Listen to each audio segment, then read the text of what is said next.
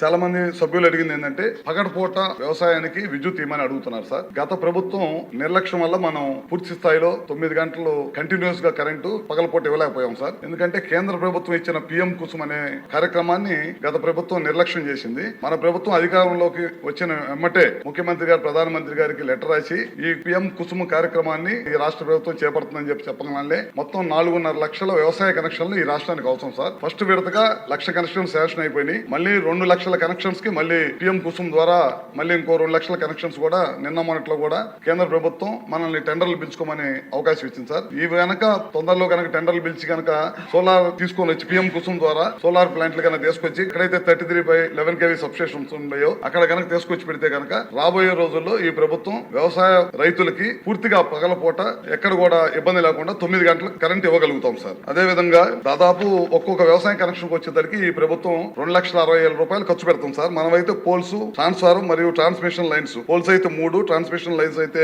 180 మీటర్లు, ఇవన్నీ కూడా మనం ఇస్తాం సార్. దాదాపు ఈ ప్రభుత్వం వ్యవసాయ కనెక్షన్స్ కానీ విద్యుత్ కింద 12,400 కోట్ల రూపాయలు పైన ఖర్చు పెడుతుంది సార్. ఇందాక మన బలరాం కృష్ణ గారు అడుగుతూ 350 కనెక్షన్స్ ఉన్నాయని చెప్పారు. అవి కూడా తొందరలోనే పూర్తి చేస్తామని చెప్పి మీ ద్వారా సభ్యులకు తెలియజేస్తా ఉన్నాం సార్. అదే విధంగా 3 సబ్స్టేషన్స్ ఎప్పటి నుంచో పెండింగ్ ఉన్నాయి అంటున్నారు. వాటిని కూడా లోడ్ ఉంటే కనుక ఆ ప్రాంతంలో లోడ్ ఉండి అవసరం, సబ్స్టేషన్ అవసరం అనుకుంటే కనుక ఖచ్చితంగా ఇమీడియట్ గా దాన్ని కూడా చేస్తాం. ఈ ప్రభుత్వం అధికారంలోకి వచ్చిన తర్వాత 3 డిస్కమ్స్ పరిధిలో దాదాపు ఇప్పటికే 70 సబ్స్టేషన్స్ ని టెండర్లు పిలిచే ప్రక్రియలో కొనసాగుతుంది. తొందరలోనే టెండర్లు పిలిచి ఎక్కడైతే లోడ్ ఉందో వాటిని అధిగమించడం కోసం మనం ఈ కార్యక్రమం కూడా చేపడతా ఉన్నాం సార్.